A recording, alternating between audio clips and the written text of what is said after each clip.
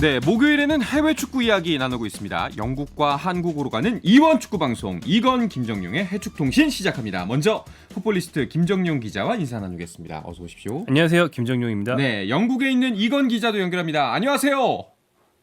네, 안녕하세요. 영국 런던에 있는 이건입니다. 네, 자 얼마 전에 A매치 기간이 지나갔습니다. 이건 기자는 이번 A매치 기간을 어떻게 보내셨어요? 네, 일단 저는 한 일주일 반 정도 휴식을 푹 취했습니다. 이제 이번 A매치 기간이 끝나면 다시 시즌이 복귀가 되고, 그리고 월드컵, 그리고 이제 내년 3월 A매치까지는 휴식 시간이 없이 계속 달려야 되기 때문에 이때 조금 휴식도 하면서 체력도 충전을 하고요. 그리고 그 와중에도 계속 이제 유럽에서는 네이션스 리그가 열리고 있기 때문에 그거를 TV로 챙겨보면서 네덜란드는 또 우리나라와 월드컵에서 같은 조에 들어가 있는 포르투갈이라든지 이런 팀들의 경기도 봤고, 특히 이제 런던 웸블리에서 열린 그 잉글랜드와 독일의 경기를 그 3대3 난타전 끝에 무승부가 나왔는데 이 경기는 물론 TV로 지켜보긴 했습니다만 TV로 보면서 정말 재밌다, 취재하지 않고 보는 경기가 세상에서 가장 재밌는 경기구나라는 것을 다시 한번 느끼는 시간이 됐습니다. 김정용 기자도 갔나요? 네.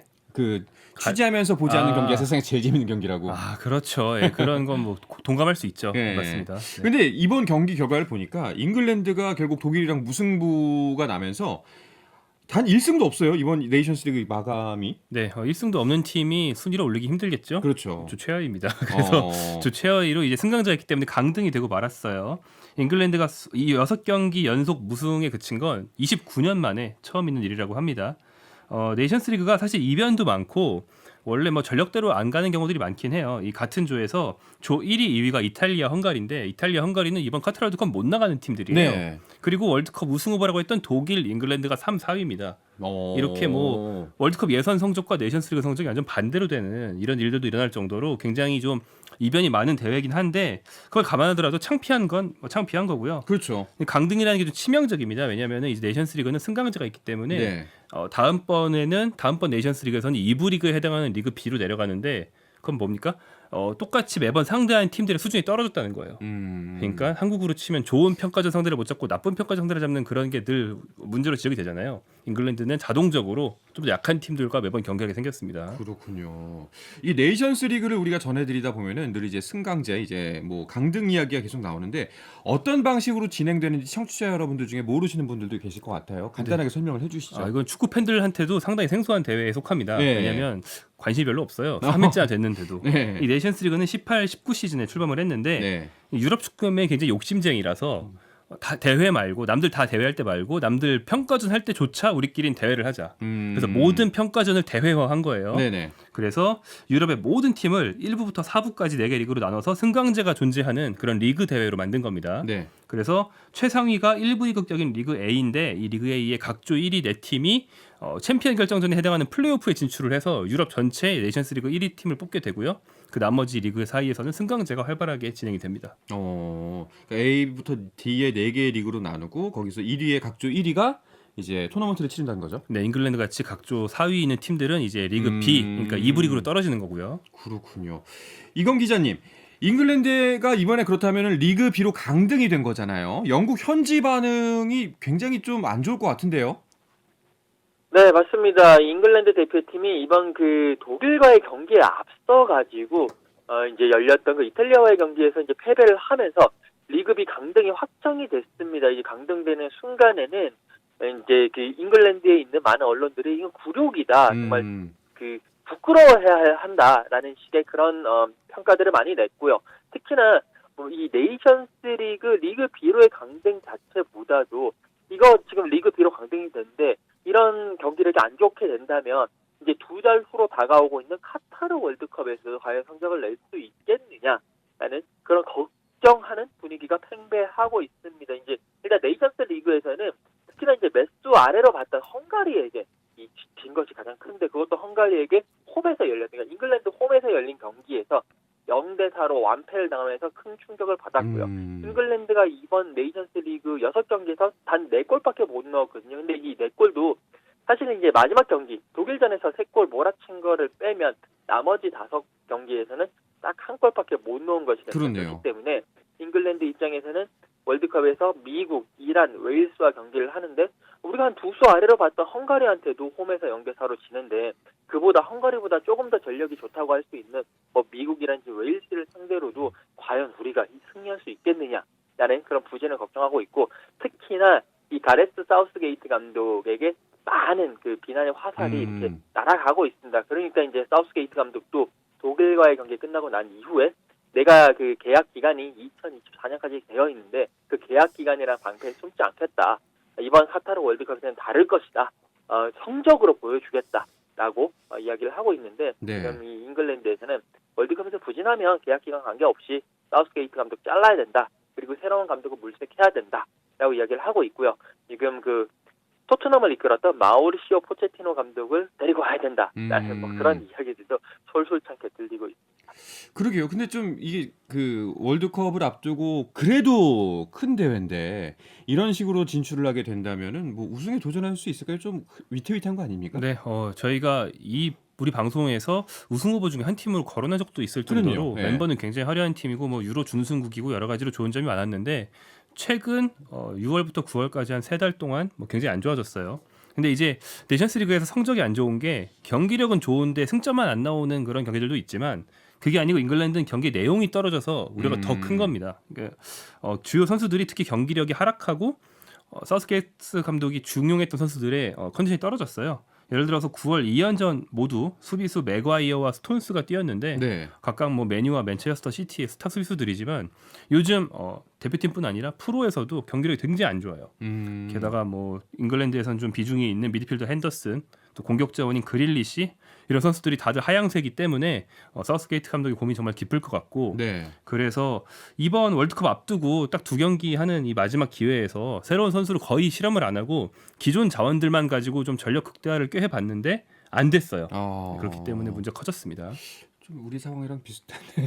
예, 뭐 좀 쓰던 선수 쓰고 쓰던 네, 선수 비슷합니다. 쓰고. 썩히 딱히 막 되게 좋아지진 않은. 예. 근데 뭐 기대치에 비하면 우리보다 훨씬 나쁘죠. 기대치에 비하면요. 하긴 강등은 아니었으니까요. 그나마 영국 같은 경우엔 그러면 케인의 골에 좀 위안을 얻어야 될까요?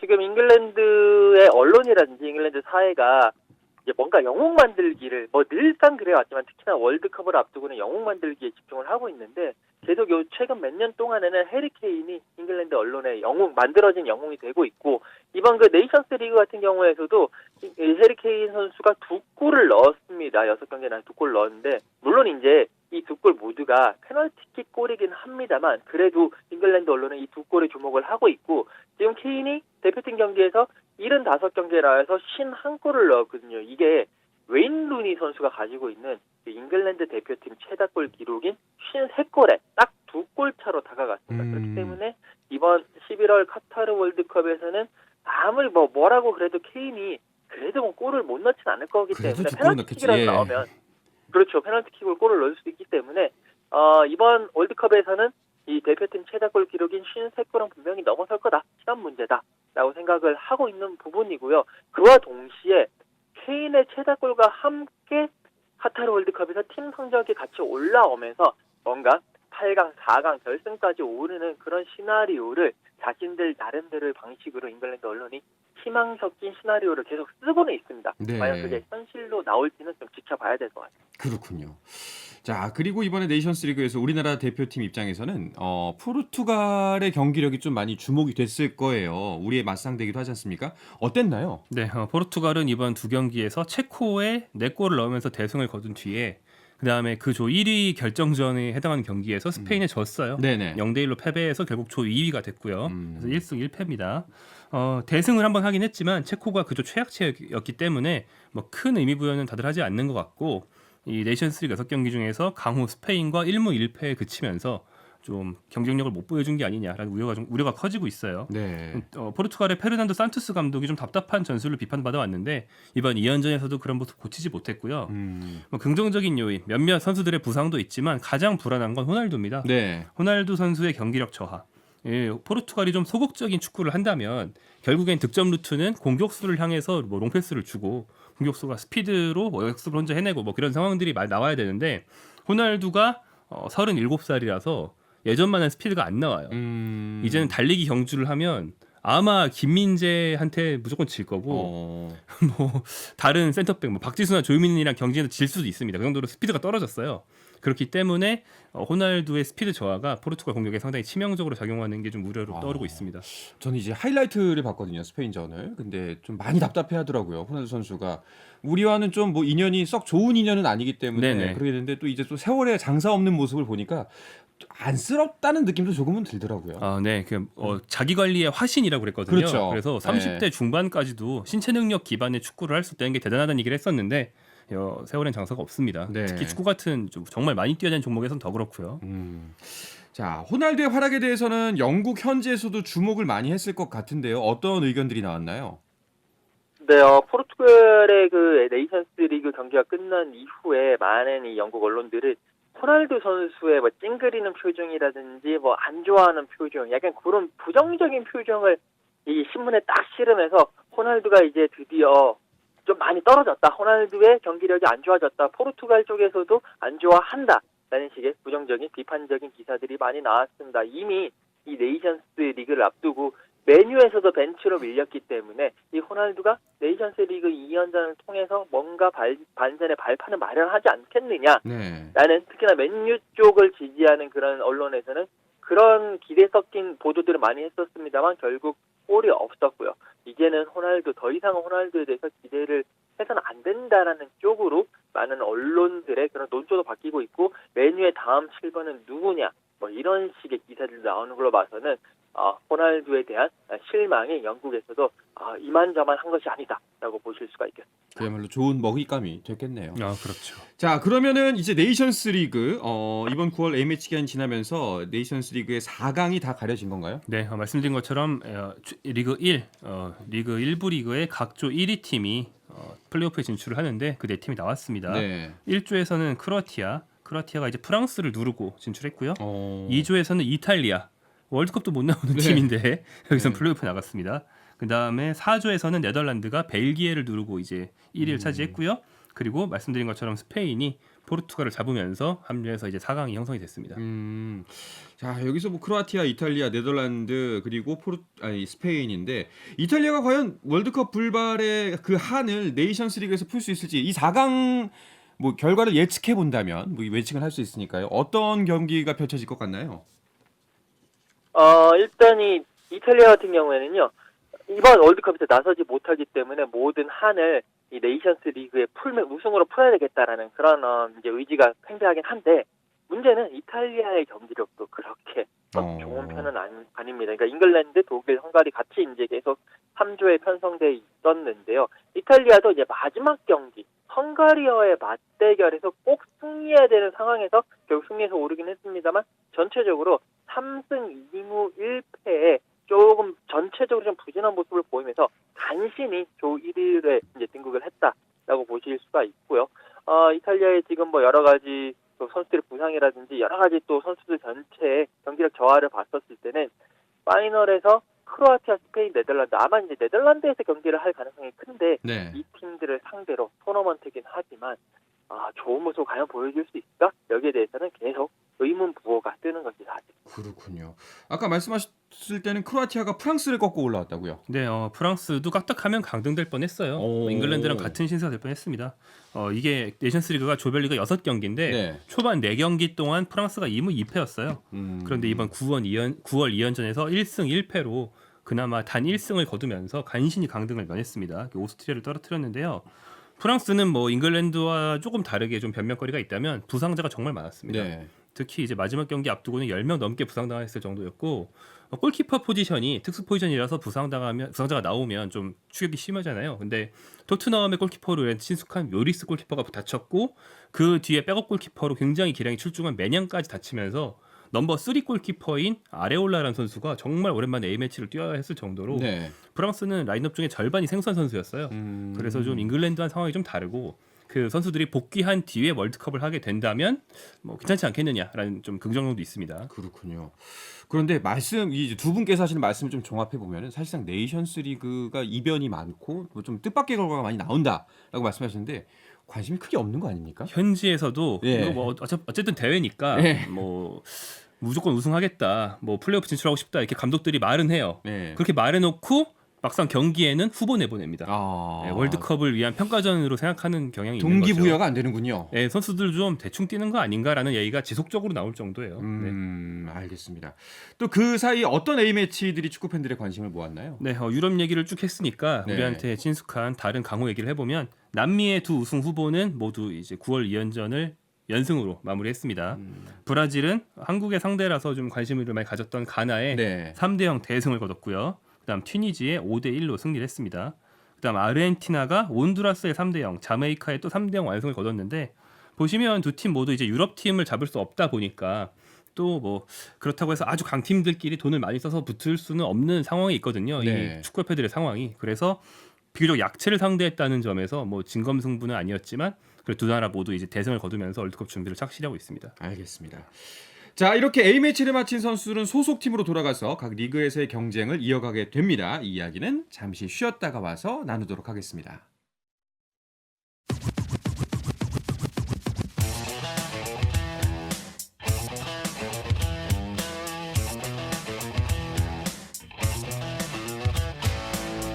짜릿함이 살아있는 시간 한상원의 스포츠 영국과 한국을 넘나드는 이원 축구 방송 이건 김정용의 해축통신 듣고 계십니다. 풋볼리스트의 김정용 기자, 영국의 이건 축구 전문 기자와 함께하고 있습니다. 이건 기자, 케인도 대표팀에서 골을 넣고 또 손흥민 선수도 대표팀에서 골을 넣고 나서 이제 토트넘에 복귀하는 거다 보니까 확실히 토트넘 팬들은 복귀 전 기대가 될 것 같아요. 네, 맞습니다. 케인 선수도요. 대표팀 경기에서 비록 페널티킥이긴 하지만 골을 넣었습니다. 그리고 이제 무엇보다도 이 토트넘 팬들의 가슴을 뛰게 하는 것이 손흥민 선수의 득점 감각이 살아났다라는 것인데, 손흥민 선수가 이제 A매치 열리기 전에 레스터 시티전에서 후반 교체 출전했습니다만 해트트릭을 작성을 했어요. 첫 번째 골에서 세 번째 골까지 단식 3분밖에 안 걸리는 정말 집중력을 보여주면서 자신의 복귀를 확실하게 알렸고요. 그리고 대표팀에 차출이 됐는데 코스타리카전에서 좀 멋진 프리킥으로 골을 넣었고, 카메룬전에서는 손흥민 선수가 잘 넣지 않던 헤더골까지 넣으면서 이 A매치 2연전 2경기 연속골, 레스터 시티전까지 포함하면 3경기 연속골을 집어넣었습니다. 여기에 토트넘은 또 다른 스트라이커자인 히샬리송이 브라질 대표팀 옷을 입고 가나전에서 멀티골 그리고 튀니지전에서 골을 터뜨리면서 또 2경기 연속골에 그런 좋은 감각을 이어갔습니다. 그렇기 때문에 토트넘 팬들도 그렇고요. 안토니오 콘테 감독도 그렇고 토트넘 선수들도 이번 경기를 앞두고 상당히 기분이 좋게 이 경기를 준비할 수 있을 것 같습니다. 네, 토트넘 분위기가 좋습니다. 게다가 복귀하면서 치르는 경기가 바로 아스날과의 북런던 더비잖아요. 네, 토트넘과 아스날과 토트넘, 북런던의 정말 영원한 라이벌인 두 팀이 이번에 격돌을 합니다. 지난 시즌 같은 경우에 양 팀이 챔피언스 리그 진출권이 걸려있는 리그 4위 자리를 놓고 정말 대격돌을 펼쳤다면 이번 맞대결을 앞두고는 지금 아스널이 6승 1패, 승점 18점으로 리그 1위, 토트넘이 5승 2무, 승점 17점으로 리그 3위를 달리고 있습니다. 단 승점 1점 차밖에 안 되는 상황인데 시즌이 지금 5분의 1을 넘기고 있거든요. 이번 경기, 이번 두 팀의 싸움이 향후 선두권 싸움에 가장 큰 분수령이 될 전망이고, 그렇기 때문에 양팀 모두 사생결단에 정말 큰 격돌을 준비하고 있을 것 같습니다. 네. 그런데 이것도 좀 기분 좋은 소식이라는 소식인 게 아스널이 이번 경기에 임할 때 또 최상의 전력이 아닐 것 같다는 이야기가 있더라고요. 네, 아스널은 그 전에도 부상들이 좀 있었는데 예. A매치 기간을 거치면서 자기 자 나라 대표팀에 갔다가 돌아온 선수들이 어디 다리를 절면서 돌아온다거나 네. 목발을 짚고 돌아오는 경우들이 좀 있었어요. 그래서 최대 8명까지 이번 평원더비에 나올 수 없다. 네, 8명 중에 대부분이 또 주전급입니다. 주전급. 이를테면 뭐 토마스 파티, 키에런 티어니, 도미아스 다케이로 이 선수들은 각국 대표팀 일정을 끝마치지 못하고 중도 이탈해서 런던으로 미리 와 있었고요. 마르틴 웨데고르와 벤 화이트는 몸에 불편을 호소해서 정밀 검사 중이고, 또 에밀 스미스로우, 모하메드 엘레니 이 선수들은 토트넘전에 못 나올 것이 거의 확실시 되고 있어요. 뭐 그리고 알렉산드로 진첸코 역시 우크라이나 대표팀에서 똑바로 일정을 소화하지 못하고 일찍 런던에 왔거든요. 이 선수들이 다 빠진다면 토트넘 입장에서는 좀 사실 반쪽짜리 아스널을 상대하게 되는 셈입니다. 네. 그 아까 말씀하셨다시피 파티도 부상 이야기가 나오고 있는데 그 이 부상 선수들에 대해서는 영국 현지에서는 어떤 반응들이 나오고 있나요? 이제 오늘 아침에 여러 가지 이야기들이 나오고 있는데요. 이 부상 선수들 최대 8명까지 결장 가능성이 있다라고 계속 이야기가 나오다가 오늘 아침부터는 조금 상황이 달라지고 있는 그런 모습입니다. 일단 뭐 파티라든지 그 토미아스라든지 진첸코 같은 경우 그 키어런 티어니까지는 정밀 검사를 했는데 그래도 그렇게 부상 정도가 심하지 않다라는 이야기가 나오면서 북런던 더비의 출전 가능성이 조금씩 높아지고 있다라는 보도들이 곳곳에서 나오고 있습니다. 이게 이제 가장 중요한 경기를 앞두고 어떻게 보면 연막 작전일 수도 있고 여러 가지 또 이게 나올 거냐 안 나올 거냐에 대해서 이거에 따라서 또 많은 상대팀이 이 상대 준비를 하는 그런 방식들이 변경이 될 수 있기 때문에 그런 식의 연막 작전이 가능성도 있지만 일단은 폰테 감독이라든지 토트넘 선수들로서는 파티라든지 토미아스라든지 티언이라든지 이런 선수들이 나온다라고 가정하에 경기를 준비하는 것이 좀 더 나은 상황이 아니겠느냐라고 보실 수가 있겠습니다. 이게 연막 작전까지 펼칠 정도군요. 이번 경기 좀 중요한 것 같습니다.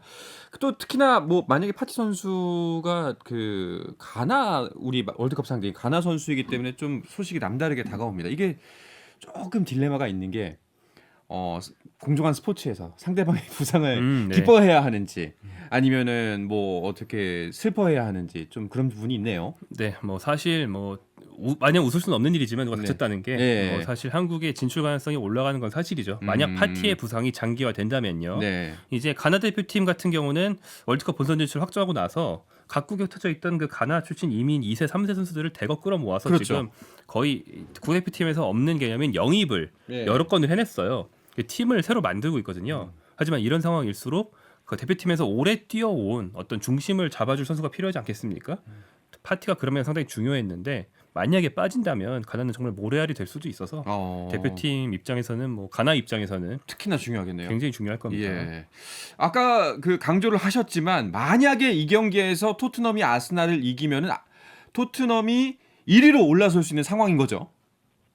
네, 그렇습니다. 아스널이 승점 18점으로 지금 1위고 토트넘이 승점 17점, 승점 1점 차로 3위인데 일단 만약에 토트넘이 승리를 하게 된다면 승점 20점이 되면서 아스널을 제치고 1위까지 올라갈 수 있습니다. 그리고 이제 이게 왜냐면 맨체스터 시티가 2위인데 토트넘이 아스널을 잡는 그 순간에는 맨체스터 시티가 경기가 그날 없기 때문에 일단 최소한 하루 정도는 1위까지 올라갈 수 있는 상황이기 때문에 그래도 1위에 올라간다는 게 상당히 좀 중요한 의미가 있거든요. 그렇기 때문에 네. 토트넘으로서는 이 경기에 모든 사활을 걸 것으로 보입니다. 네. 이건 기자는 이 경기 어떻게 예측을 하세요? 그런데 문제가 뭐냐면 이게 아스널의 홈 경기고 아스널의 최근 분위기가 상당히 좋습니다. 여기에 가브리엘 제수스가 들어오면서 공격력도 상당히 좋아졌기 때문에 저는 개인적으로는 객관적으로 봤을 때는 아스널의 우세가 조금 있지 않겠느냐. 아스널의 우세를 점치고 있고 물론 이제 더비라서 여러 가지 변수들이 많이 있거든요. 뭐 퇴장이라든지 부상이라든지 이런 것들이 있기 때문에 그거를 좀 고려를 해야 되겠지만 기본적으로 홈 경기다. 그리고 아스널이 상승세다. 물론 토트넘이 상승세지만 더 상승세다로 봤을 때는 아스널이 한 2대1이나 3대1 정도로 좀 승리하지 않겠느냐라고 조심스럽게 예측해보겠습니다. 냉철한 판단인 것 같습니다. 다른 의견 주시죠, 김현용 기자님. 네, 저는 이제 토트넘이 찬물을 뿌릴 수 있지 않을까 생각을 예. 하는데 프리미어리그가 이제 흔히 쓰는 우리식 표현으로 주말 예능이라는 농담을 할 정도로 뭐 분석을 넘어선 굉장히 웃을 수밖에 없는 상황들이 많이 나와요. 네. 가장 재밌는 상황들이 많이 나오고 그런 측면에서 본다면 토트넘이 아스날을 잡을 때가 됐다. 지난 시즌에도 손흥민 선수도 그랬고 토트넘 팀 자체도 그렇고 아스날을 정말 중요한 순간에 찬물을 잘 뿌렸습니다. 괜히 라이벌이 아니거든요. 그렇죠. 그래서 이번에도 아마 그런 일이 벌어지지 않을까 생각이 됩니다. 알겠습니다. 다른 리그 소식들도 좀 전해드리겠습니다. 그 김민재 선수도 이제 복귀를 했을 텐데 일정이 어떻게 되나요? 네, 김민재 선수는 나폴리로 이제 복귀를 했죠. 지금쯤 도착을 했을 것 같은데 10월 1일 밤 10시에 열리는 홈 경기예요. 토리노를 상대하는 홈 경기를 치릅니다. 뭐 확고한 주전 선수이기 때문에 당연히 이번 경기에서도 뭐 선발로 나설 거라는 얘기가 많이 있었는데 다만 이제 김민재는 먼 아시아 한국까지 A매치 가서 두 경기 풀타임 뛰고 왔고 이 남아 있는 선수 중에서는 대표팀 안 간 선수들이 있거든요. 네. 그래서 그 선수들이 좀 체력적으로 앞서 있으니까 김민재 선수가 뭐 쉰다면 그건 이제 주전 자리에서 밀렸다는 게 아니고 기분 좋은 휴식일 수 있기 때문에 네네. 뭐 나와도 좋고 안 나와도 좋고 이제 경기 자체는 10월 1일 밤 10시에 토리노 상대로 열립니다. 예. 나폴리가 현재 리그 1위잖아요. 그러니까 이 기세가 쭉 이어질지가 궁금한데요, 이건 기자. 네, 나폴리가 지금 챔피언스리그 경기까지 포함해서 9경기 무패 행진을 달리고 있습니다. 리그에서는 5승 2무, 승점 17로 1위. 아탈란타 동률이지만 골 득실 차에서 앞서서 1위를 달리고 있고 그 챔피언스 리그에서도 리버풀에게도 승리를 하고 레인저스에도 승리를 하면서 2연승을 달리면서 역시 조 1위를 달리고 있습니다. 그렇기 때문에 이런 그런 상승세를 계속 이어갈 것으로 보이고요. 특히나 이번 상대가 리그 9위인 토리노가 뭐 그렇게 약팀은 아니지만 그래도 한번 충분히 나폴리로서는 충분히 해볼 만한 팀이기 때문에 이번 경기에서 승리를 한다면 계속 뭐 10경기 무패 행진을 달리면서 계속 이런 상승세를 쭉 이어나갈 것으로 지금 많은 언론들이 예상을 하고 있습니다. 네. 자, 그리고 이강인 선수도 이번에 대표팀 복귀를 했다가 사실 출전 기회를 얻지 못한 채 소속팀으로 돌아갔습니다. 많이 상심이 됐을 텐데 빨리 털어버렸으면 좋겠어요. 네, 이강인 선수는 모처럼 대표팀에 돌아와서 네. 기대를 많이 받았고 심지어 뭐 관중들이 한국 관중들이 이강인 선수 투입하라고 연호를 하는 네. 굉장히 이례적인 일도 있었죠. 하지만 경기를 뛰지 않고 돌아갔는데 일단 돌아간 이강인은 10월 2일 오전 4시에 소속팀 복귀전에 갔습니다. 상대팀은 바르셀로나예요. 마요르카와 바르셀로나의 경기에 나서게 되고요. 라리가 7라운드인데 앞선 6경기 동안 뭐 라리가 최고의 미드필더 중 한 명으로 꼽혔던 이강인이기 때문에 역시 이번에도 강호를 상대로 좋은 모습 보여줄 수 있을 거라고 기대가 됩니다. 네, 좀 많이 아쉬웠던 부분을 이 경기에서 화끈하게 풀어버렸으면 좋겠습니다. 뭐 이강인 선수에 대한 이야기를 포함해서 대표팀 이야기는 내일 축구장 가는 길에서 자세하게 나눠볼 예정이니까요. 기대해 주시기 바랍니다. 자, 김정규 기자, 그 다른 우리나라 유럽파 선수들의 소속팀 일정도 간략하게 정리를 해주시죠. 네, 코리안 더비가 있습니다. 토요일에서 일요일로 넘어가는 밤 10시 30분에 프라이부르크와 마인츠의 경기가 있는데 이번 대표팀에서 나란히 선발로 뛰었던 정우영 선수 그리고 이재성 선수가 격돌을 네. 할 수가 있어요. 그렇기 때문에 굉장히 관심 가는 경기고요. 그리고 아까 말씀드린 그 마요르카와 바르셀로나의 경기가 이어진 새벽에 있는 거거든요. 그렇기 때문에 이날 밤부터 새벽까지 이어진 일정이 이 두 경기에 앞서 말씀드렸던 토트넘, 나폴리가 다 엮여 있어서 축구 좋아하시는 분들은 이제 토요일 밤부터 일요일 새벽까지 네. 뭐 일요일 하루 그 낮에 잔다고 생각하시고 그냥 쭉 보시면 되지 않을까 생각합니다. 알겠습니다. 황의조 선수가 지난 평가전에서 그 쓰러져서 그 경기 도중에 이제 퇴장하는 모습을 봤는데 골 감각도 빨리 찾아야 될 것 같고 또 부상도 큰 부상이 아니었으면 좋겠는데 이건 기자 뭐 소식 들려오는 게 있었나요?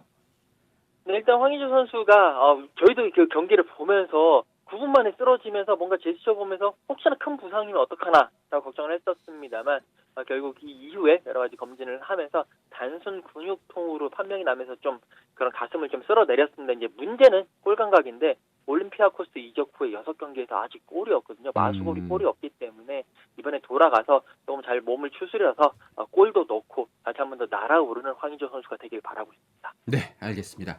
자, 이야기를 끝으로 이번 주 해축통신 마치겠습니다. 이건 기자 오늘도 고마웠습니다. 네, 감사합니다. 네, 풋볼리스트 김정윤 기자 감사합니다. 네, 고맙습니다.